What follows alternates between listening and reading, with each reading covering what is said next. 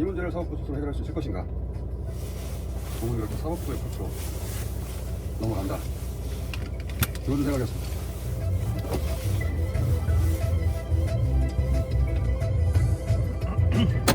겸손은 힘들다 범위정입니다. 모자를 썼네요. 안내를 시작하겠습니다. 태밀리에서 모자네. 잠시 후 어때요? 좌회전입니다. 이어서 좌회전입니다. 그 정도 하고. GPS가 그래요. 연결되었습니다. 자, 사법부 이제 내란 제품으로 사법부 신뢰를 떨어뜨린다고 해왔는데 거꾸로죠. 실은 사법부에 대한 신뢰가 떨어져서 내란 제품 얘기가 나온 거예요. 어쩔 수 없이. 사법부 스스로 이 문제를 해결할 수 있다는 게 가장 좋은 겁니다.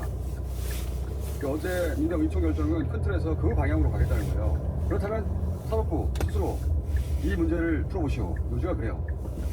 이 이야기는 잠시 후에 좀 자세히 하기로 먼저 윤석열 재판 얘기 부터 해봅시다. 잠시 후 언덕마을 방면으로 좌회전입니다. 1km 대한경로 분기점이 있습니다. 재판부가 그 전에 선고하겠다고 밝혔죠. 그렇습니다. 서울중앙지법 형사합의 35부는 12월 19일이나 26일에 변론을 종결하고 1월 16일에 선고하겠다고 예고했습니다. 재판장이 누구죠? 백대현 부장판사입니다. 직위원 재판부가 아니에요. 직위원 재판부는 뭐 수도 없이 얘기했지만 진작에 끝냈어야 할 내란 수계 핵심 종사자 재판을 지금 해를 이제 넘기게 생겼죠. 해를 넘겨가며 늘어뜨리고 있는 반면 이 재판부는 공소제기 6개월 이내 선고하겠다라고 옷을 딱 박은 겁니다. 당연히 이렇게 해야 되죠. 그래서 윤석열이 화들짝 놀래죠. 네, 내란 수계 재판 결과를 기다렸다가 선고해달라고 요청했습니다. 요 영상 있으면 잠깐 봅시다. 이 사건 특별검사가 공소를 제기한 날짜가 2025년 7월 19일이므로 2026년 1월 19일 이전에 1심 판결 선고가 이루어져야 해서 이 사건 판결은 2026년 1월 16일에 해야 할 것으로 판단됩니다. 재판장님, 의견 전술 있으면 말씀하십시오. 지금 특검실에서 특정 제시 한번 설명하는 걸 보면 거의 대부분이 내란 사건 재판의 그 증거들 이 증거들이 제 사건 재판에서도 엄청 가지고 저것도 편집한 거예요. 아, 네. 엄청 길게 얘기하는데 뭐 예를 들어서 박정근 전 사장과 거짓말을 밝혔다는 거짓말을 밝혔지 뭐가 밝혀져? 300m 그렇게 없는 내용인데 언덕마을 방면으로 윤석열 우회전입니다. 특유의 장황한 이어서 행사 좌회전입니다. 근데 요지는 뭐냐면 직위원 재판이 끝나고 해달라는 겁니다.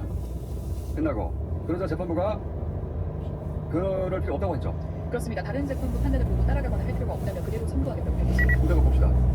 그 부분에 관해서 다른 재판부의 판단을 보고 따라가거나 할 필요는 없다고 판단이 됩니다. 한참 떠들었는데 여러분 일축했다고 하죠. 일축. 그럴 필요는 없다고 판단합니다. 윤석열은 이제 직위원 재판부가 시간을 끌어주고 다른 재판도 그 재판 결과 나온 잠시 다음에 후 선고해달라고 언덕마을 하고 방면으로 그 사이 구속기가 만료돼서 풀려나고 이어서 이런 계획을 좌회전입니다. 뺐던 거죠. 아무리 직위원 재판부가 시간을 끌어도 이 다른 재판 1심이 징역형 실형이 나버리면 계획이 다 틀어지는 거예요. 그러니까 어떻게든 선고를 막아보려고 했던 건데 실패. 박수.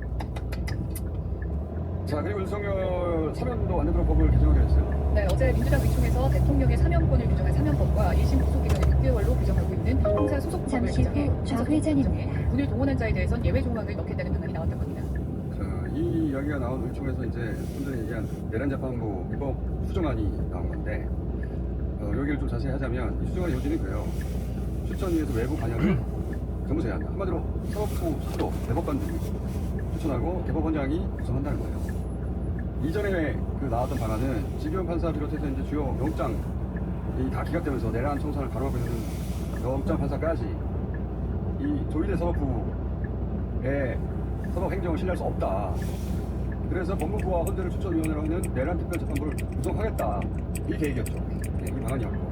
근데 이제 문제가 뭐냐면은 저희 문제의식에는 공감하는데 그게 아무리 어떤 방식으로 그러니까 그 방식 자체를 지금 위원회가 공격하는 건데 그게 아니라 어떤 방식으로 구성을 외부에서 하더라도 최종적으로는 현직 판사가 그 재판부가 된다는 거예요. 그럼 문제가 뭐냐?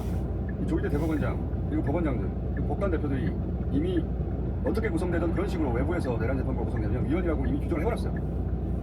그런데 그 소속 법관인 판사가 윤석열이 위원 제기할 때 대법원장과 법원장과 법관 대표들이 다 위원이라고 했지만 나는 헌재 안 넘기고 그냥 버틸래 할 수 있을까요? 없을 것이다. 그리고 헌재로 넘어가고 재판이 중단된다. 500m 지하차도 거기서 이제 옆길입니다. 대혼란이 다시 시작되는 거죠. 그때는 그리고 언제냐? 내년 아마 3, 4월 되겠죠. 3월 정도 되겠죠. 예. 지방선거와 함께 윤호개인이 다시 300m 앞 지하차도 옆길입니다. 책임을 묻기도 하고 또 법원에 책임을 묻기도 하고 대혼란이 벌어질 거예요. 근데 헌대로 가는 거를 막을 수 있느냐? 없다. 이건 어떻게 이게 이제 조국 대표 조국 친의 시작이었죠. 잠시 후 지하차도 옆길입니다.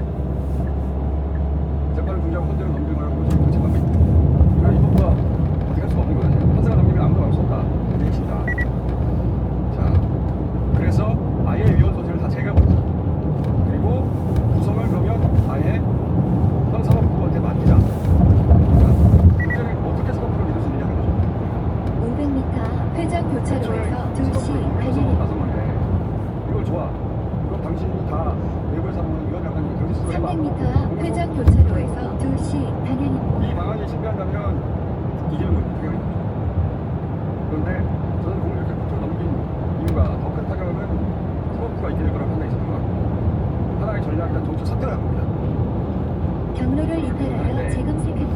자, 요거 민주당 입장에서 민주당 박수영 수석대표 전화가 되십니까? 예, 안녕하세요. 박주현입니다. 네, 안녕하십니까? 의원님 어제 의총 혹시 제가 지금 한 말씀 들으셨는지 모르겠는데 제 방금 들었습니다. 정치적 선택을 한 것 같다 이렇게 말씀하시는 걸 들었습니다. 공을 사법부부터 넘긴 거 아닙니까 이게? 그렇다고 볼 수 있습니다. 예. 그렇죠. 우선 좀 디테일하게 정리하면 이건 20부터 적용하게 됐죠. 그렇습니다. 예. 이게 원래 그 법사위가 마련한 그 원안에도 20부터 하되 재판이 계속 중인 사건의 이송 여부는 해당 재판부 재량에 남겨놨던 것 아닙니까? 그래서 20부터 한다고 해도 사실 이 위헌 시비거리를 제공하면서 뭐 시딩이 없이 추진하는 것보다는 지금 공장장님께서 말씀하신 그런 그 사법부가 여러 가지 특별 압박들이 있어요. 이렇게 되면 본인들도 지난번에 이제 법관회의나 이런 법원장회의에서 그것이 위헌이라고 인정을 해서 손을 들었거든요. 그래서 국민과 함께 이걸 지켜보면 그렇게 해서 그 위헌 시비를 없애면서 20부터 적용을 해도 충분하게 안배 조이대 대법원장한테 되는 거라고 이제 뭐 사실 윤석열이 지난번과는 달리 이제 뭐 구속된 상태가 현역이 아니지 않습니까? 그렇기 때문에 충분하게 이걸 할 수 있다 이런 판단이 들었습니다. 그래서 20부터 하고 그런 것입니다. 근데 지금 민주당에서 법사위를 통과했던 안이라든가 그리고 뭐 시민들의 여론이라든가 이런 압박 속에서 외부 인사는 위헌이라고 사법부가 말했기 때문에 그럼 외부 인사 빼고 결국에 스스로 해봐라고 했을 때 이제 책임은 사법부로 넘어가는 거니까 그렇습니다. 예. 그 사법부가 그런 압박 속에서 그 직위원이 윤석열 하지 못할 것이라고 판단한 거잖아요. 그런 선택을 한 거 아닙니까 지금? 지금 정확하십니다. 그래서 우선 그 한덕수 대란 방조 혐의가 특검 징역 15년을 구형했잖아요. 근데 이게 그 유죄 가능성이 100% 아닙니까? 그런데 내가 나중에 윤석열이 무죄를 받을 것은 아무리 직위원 재판부가 이게 감이 좋아서 그렇게 할 수는 없잖아요. 그렇기 때문에 윤석열이 잡은 가능성이 70km 과속 단속 그래서 이게 2심부터 하더라도 앞으로 1심 직위원 재판부처럼 그렇게 질질 끌고 뭐 침대 재판, 오락 재판, 만담 재판 이런 안 돼. 라고 하는 비슷한 그 경고를 하는 리스크도 분명히 있는 것입니다. 이거는 전투의 선택이고 이방에 실패한다면 이제 이 정도 타격을 받게 되겠지만 네, 그렇습니다. 예. 그런데 잠시 선택을 후 할수 없는 70km 과속 단속 예. 구간입니다. 그렇다고 300m 앞 오른쪽 도로입니다. 사법부가 주장하는 이런 소식을 위해 사법부가 이 재판을 중단시키고 헌재로 올리는 결정을 하는 빌미를 줄 수도 없고 이런 잠시 양면간의 후 오른쪽 갈등 속에서 도로입니다. 이 선택을 한 거죠 지금. 지금 그 정확한 말씀이시고요. 지금 현재 국회 상황 현실적 한계도 있습니다. 어제 조국 대표가 상당처럼 가겠다라는 그 의지를 잘 밝혀주었는데요. 그런데 일부 조국 혁신당에서도 이 위원에 대해서 이제 이야기를 하는 것들이 있는 것이 사실 아닙니까? 그런데 현재 필리버스터를 강제 종료하려면 조국 혁신당은 협조 없이 불가능한 것도 사실이잖아요. 그렇기 때문에 이런 현실적 여건도 있고 또 이게 이제 본회의에 상정하기 위해서 국회의장실과 협조를 500m 필수는 회전 것입니다. 교차로에서 그런데 경기도 일단 바꿔놓고 사격장 생각하면 양강연사무소 국회의장께서 아무리 방면 월장을 해서 우리 그 12시 개혁을 방향입니다. 해제시킨 분이라 하더라도 국회의장 입장에서는 위헌 시비가 계속 그 걸리는 이런 문제를 상정하는 데 부담이 있을 수밖에 없어요.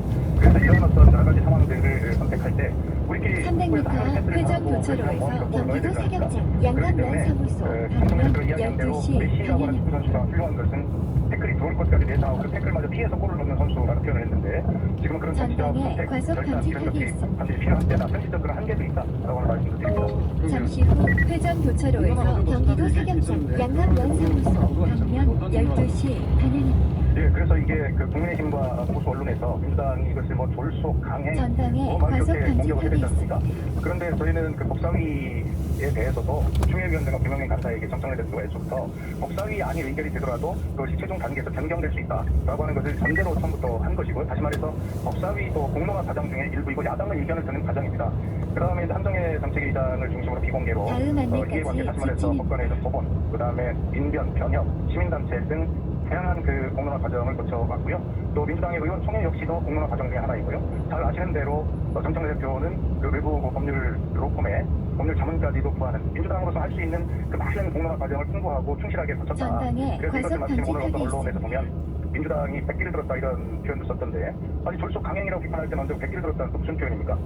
그래서 민주당은 국민과 함께 반드시 이 문제를 해결하기 위해서 충분하게 그런 공론화 과정을 거쳤고 그 결론이 어제 의원총회에서 설명되고 국민께 보고 드린 그런 내용이라는 말씀드립니다.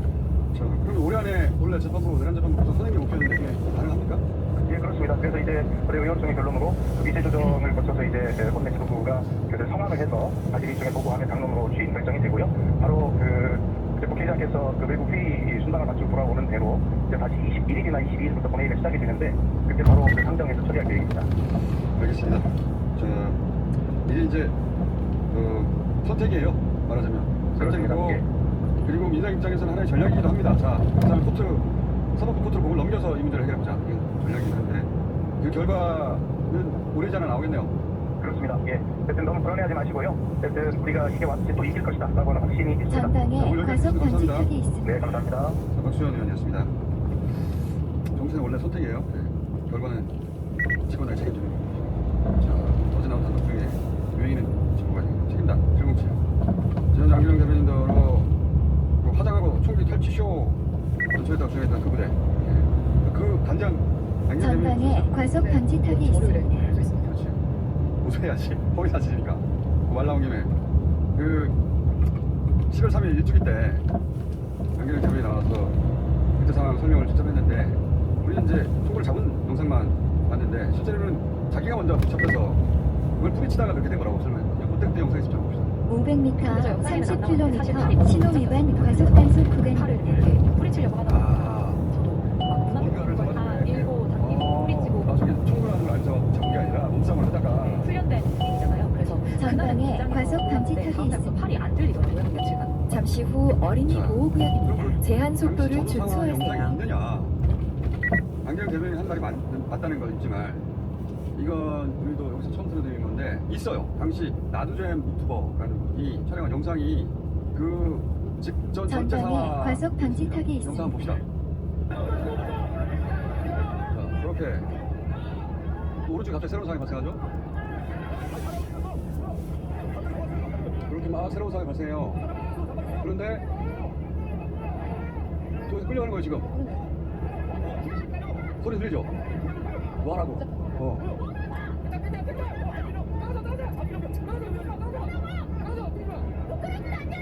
그게 전체 상황이에요. 그러니까 중앙에서 시민들과 계엄군이 서로 엉켜서 교착 상태가 한참 진행되거든요. 이 영상 첫 부분 있죠. 그 앞에 한참 그 상황이 진행돼요. 근데 오른쪽에 병력이 추가로 투입이 되면서 새로운 잠시 상황이 후 벌어지는 거예요. 30km 신호 위반 과속 단속 대변인이 구간입니다. 끌려가는 장면이 잡혔죠. 그러면서 이거 놓으라고 소리를 질러요. 화면 바깥에서.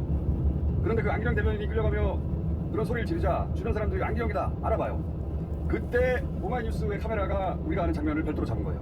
그래서 우리는 그 영상만 봐왔는데 전체 상황은 다시 한번 첫 번째 거 봅시다. 저렇게 대치 상황으로 꽉 막혀 있다가 오른쪽에 병력이 새로 도착하죠. 네. 근데 저 부분에 안기령 대변인이 있었던 거예요. 그래서 저 새로운 병력에서 끌려나갑니다. 끌려나가는 장면이 저렇게 잡힌 거예요. 저기 끌려나가죠. 네. 안기령 대변인이 한 말대로 끌려나갔던 거예요. 그래서 노라고 뿌리치면서 소리자가 맞잡은 게 마침 총구였더니 그게 총인지도 몰랐다는 거예요 처음엔. 그죠?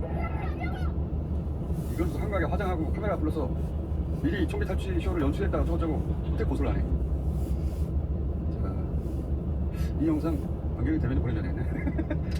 김현태 전 단장 처음 울면서 등장했을 때 강직한 분이 힘들어서 돌아오나 싶었는데 지금 보니까 아니에요. 자, 그 707 특임단이 개엄 당일 여의도를 처음 간 게 아니고 2달 전에 미리 정찰했다는 거죠. 그렇습니다. 계엄 선포 2달 전 707 특임단 소속 군인들이 국회의사당과 민주당 당사 그리고 과천 선관위를 사전에 정찰을 했다는 진술이 있어서 국방부 특수본이 조사에 나섰던 겁니다. 국방부 특수본은 이제 내란 특검 끝나면 수사 자료를 넘겨받은 수사 조직인데 그 현장에 김현태 단장 전 단장이 갔답니까? 네, 김현태 전 단장이 부하들과 함께 사복 차림으로 방문했다고 합니다. 그러니까 우리가 내란 관련 아직도 모르게 너무 많아. 특검 이게 반드시 가야 한다. 자, 그리고 어째 내란 특검이 김현 씨가 계엄을 사전에 몰랐다 결론 내린 데 대해서 많은 분들이 그럴 리가 있냐고 의문을 제기했는데 저도 그랬고 JTBC가 김현 씨 그 말을 언제 했다는 건지를 취재했네요. 네, 윤석열 전 대통령이 구속 취소로 풀려나 관저로 돌아온 직후에 김건희 씨를 보좌한 측근이 부부싸움을 목격했다고 합니다. 제가 어제 그랬잖아요. 그걸 본 사람이 특검에 진술했을 텐데 두 사람이 싸우는 걸 볼 수 있었다는 자체가 김건희 씨 측근이라고. 그리고 김건희 씨 측근이라면 그 진술이 김건희 씨에 의해 미리 준비됐을 거라고 제가 그럴 가능성이 대단히 높다고 했었는데 그때 측근이 들은 말이 뭐라는 거예요? 윤 전 대통령이 관저에 복귀한 이후 김건희 씨가 윤석열 씨에게 내가 계획해놓은 것이 얼마나 많은데 왜 계엄을 했냐며 뭐 때문에 다 망쳤다고 화를 냈다며 특검에 진술했다고 합니다. 특검이 어떻게 이 진술을 믿어줬는지 저는 잘 납득이 안 가요. 아니 김건희 씨가 계엄 직후에 그랬다는 것도 아니고 지금 이 시간이 얼마나 지났는데 윤석열 관저에서 체포된 날이 며칠이에요? 1월 15일입니다. 그러니까 계엄을 하고 무려 한 달 열흘이 지나서 체포됐잖아요. 그러면 그 한 달 열흘 동안 계엄 왜 했냐고 싸웠다고 아무도 모르겠어요. 근데 구속시설 석방된 게 언제예요? 3월 8일 책방 52일입니다. 그러면 2달 반이 지난 거예요. 더군다나 2달 반 만에 지금 감옥에서 나왔는데 거기다 대고 계엄 왜 했냐고. 말이 되나 이게? 거짓말을 딱 들어도 논리적으로도 말이 안 돼요. 계엄을 왜 했냐? 너 때문에 다 망쳤다. 그 말은 계엄 이전에는 다 잘 돌아가고 있었다는 걸 전제하는 거잖아. 다 잘 되고 있었대. 너 때문에 다 망쳤어. 그래 이게 말이 되는 거지. 근데 계엄 이전에 김건희 씨가 원하는 대로 세상이 돌아가고 있었습니까? 정반대지. 김건희 씨는 작년 내내 특검 대상으로 거론됐어요. 특히 계엄 바로 직전에는 명태균 게이트가 터졌잖아.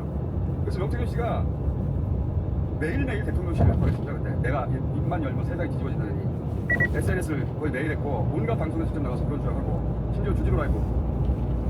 그날 밤 계엄군이 유일하게 쳐들었던 우리 방송국에서 명태균 씨를 인터뷰해서 방송을 했다고. 그때 또 방송 방을 한 끌어봤어요. 500m 10시 방향입니다. 그러니까 저런 얘기를 온갖 곳에 가서 됐고 우리 방송에서도 와서 했어요. 뭐가 뜻대로 돌아가고 다 잘 되고 있었다는 거야. 그리고 명태균 씨가 차 안에서 지인과 다른 목소리 터지면서 처음으로 윤석열 목소리 300m 나왔죠. 10시 방향입니다.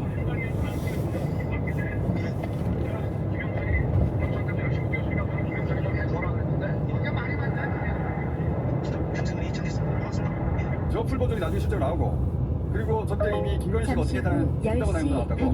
또 봅시다. 몇 번에 터졌나 이거. 아니 오빠 민 선생님 그거 처리 안 했어? 민 선생님 이렇게 아침에 이래 놀라셔서 전화 오기도 만든 이게 오빠 이거 오빠 대통령으로 자격 있는 거야? 그리고 처음에 말이 많은지 나는 했다 막으라면서 했다고 변명하는 거야. 저 폭탄 것 같다는 명태균 씨가 기소되기로 돼 있던 날이 바로 계엄 당일이에요. 어떻게 계엄을 해서 다 망쳤답니까? 계엄을 실패해서 다 망쳤지. 전방에 과속 방지 그 이야기를 타겟 듣고 김건희 씨가 계엄을 몰랐다고 그러는다면 이거는 도저히 납득할 수 없는 결론입니다. 500m 우회전입니다.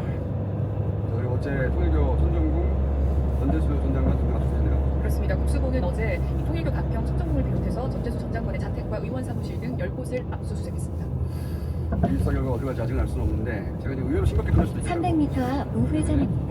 이 통일교 대형 행사 몇백 명이 참여하는 축사를 하고 금품도 받아갔다는 의혹. 네, 그런 행사 간 적 없고 돈도 안 받았다. 그 중간이 없어요. 그렇죠?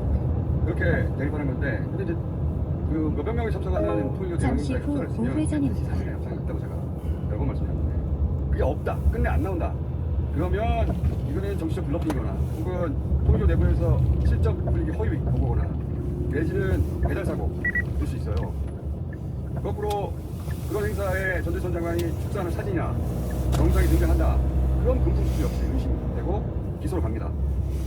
그런 사진이나 영상은 반드시 있어요. 했다면 예를 들면 지금 박형준 부산시장 통일교 행사 축사한 거 영상 나옵니다. 있어요? 반갑습니다. こんにちは。国産貿易市長のパクヒョンジュンです。 2022년 한반도 평화 서밋 500m 브림테크 산업단지 그런 방면으로 그런 좌회전입니다. 영상에는 있을 수밖에 없어요. 500m 저런 걸로 50km 신호 위반 과속 단속 구간입니다. 과시하고 했기 때문에 몰래 가고 아무도 모르면 그게 무슨 과시가 됩니까? 전재수 전 장관이 축사하고 행사 참여해서 찍은 영상이 있습니다. 그래서 그 사진 영상의 존재 여부에 300m 따라 브림테크 산업단지 방면으로 그런 게 좌회전입니다. 없잖아요. 전재수 전 장관 부산시장입니다. 이게 정치적 공세의 역설인데 정치적 공세가 이루어지는데 못 죽이잖아요. 그러면 그 정치인의 큰 자산이 됩니다. 잠시 후 지금까지 브림테크 정계동 산업단지 전 장관이 방면으로 오히려 좌회전입니다. 잠시 후 50km 신호 위반 과속 단속 구간입니다. 게다가 지금 윤영호 전 본부장 진술이 왔다 갔다 하잖아요. 처음에는 봤다는 식으로 보고 있다가 직접 본 게 아니라고 했다가 지난주 재판에서 아예 그런 말을 한 적이 없다고 그런 보도가 있습니다. 좀 더 지켜보면 이건 뭐 시간 끝날 수도 있고 아니면 스캔들이 큰 대형 스캔들이 있습니다. 업무 보고 다시 시작됐는데 이것까지 하고 있어요. 어제 어디 했습니까? 어제 정부 세종 컨벤션센터에서 보건복지부와 식품의약품안전처, 질병관리청 등으로부터 업무 보고가 있었습니다. 여기서 많은 탈모 남성들이 환호할 지시가 있었다. 네, 이재명 대통령은 탈모도 병이 아니냐며 급여 적용 방안 검토를 지시했습니다. 이거 영상 있으면 봅시다 이거. 탈모도 병의 일부 아니야. 그거 혹시 검토해 보셨어요? 의학적 이유로 생기는 탈모는 건강보험에서 치료를 지원을 하고 있는데요. 유전적인 요인으로 생기는 그런 탈모의 경우에는 의학적인 치료하고는 연관성이 떨어지기 때문에 건보급여는 하고 있지는 않은데 비급여 진료에 많이 쓰이고 있는 것은 사실입니다. 유전병 그것도 유전이 한 건데 이거 병이라고 할 거냐 아니냐의 개념 정리에 관한 문제 아닌가? 증상이 있거나 뭐 생명에 영향을 주는 그런 질환이 아니라고 보기 때문에 미용적인 이유는 다른 부분도 급여를 안 하고 있는 근데 상황입니다. 이거 옛날에는 이걸 미용이라고 하는데 요새는 생존의 문제가 검토를 한번 해보시면 좋겠어요. 네네. 저는 지금 되게 많이 봤어요. 탈모 남성들에게 탈모는 예를 들어 여성이 화장을 더 했냐 덜 했냐 하는 그런 미용의 문제가 아니에요. 만약에 머리카락이 빛이 500m 난다면 좌회전입니다. 신체 이어서 부위 어디까지 포기할 수 목적지 있어? 부근입니다. 물어보면 많은 남성들이 적어도 손가락 몇 개를 포기합니다. 신체 부위 절단 이게 미용입니까? 그거 중상이에요 중상. 치료하지 않으면 과다 치료를 주고 생존의 문제가 맞아. 자, 한동훈 대표도 적극적인 300m 좌회전입니다. 이어서 목적지 이거 우리가 중요한 부근입니다. 거예요. 그리고 엄청나게 답변 잘했다고 하는 주셨던 우리가 식량 정책관. 네, 여자분 식량. 그 양반 별명이 콩 GPT가 있다고 하던데 하도 답변을 잘해가지고 인사검토 중이라고 했죠. 그래서 차관도로 보통이라고. 차관보 국정이라고 했죠. 그래서 한개 잠시 후 그 좌회전입니다. 자리 이어서 차관이 목적지 직원이 부근입니다. 그러니까 공무원 신상 필거래 아주 생리적인 사례가 되겠죠. 저는 공무원 사회에서는 이런 모범 사례가 많이 제시될 적도 봅니다. 그래야지 나도 내 본업을 잘하면 보상받을 수 있다는 분명한 시그널 그거 받아들이고 그렇게 할 거 아닙니까? 자, 좋은 뉴스네요. 그것도. 오늘은 여기까지 해야 되겠습니다. 겸손은 힘들다 권민정이었습니다.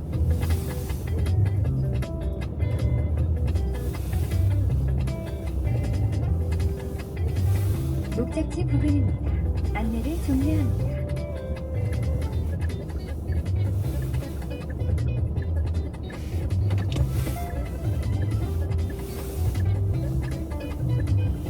그래서 시간입니다. 정세현 선생님 안녕하십니까? 김종현 안녕하십니까? 김일 교수님 안녕하십니까? 전성규 교수님 안녕하십니까? 호사가 교수님 안녕하십니까? 자, 5분을 오셨는데 전세현 장관님 오늘 안무 주려고 했는데 오셨네요. 그럼 대북 현안이 있나요? 아니, 네. 지금 그 한미 워킹그룹 시즌2가 시작되는 것 같아서 아 그래요? 그래서 야 이러다 보면 이제 대한민국 정부 외교의 자국경 진정이 좀 드디어 이제 뭐 휘발되는 거 아닌가 하는 걱정이 그 들어서. 대북 정책 뭐 조율 협의체인가 그거 말씀하시는 거죠? 그렇죠. 네. 그게 한미 워킹그룹 만들어질 때 그런 말씀하셨죠. 내가 장관할 때 워킹그룹 만들었더니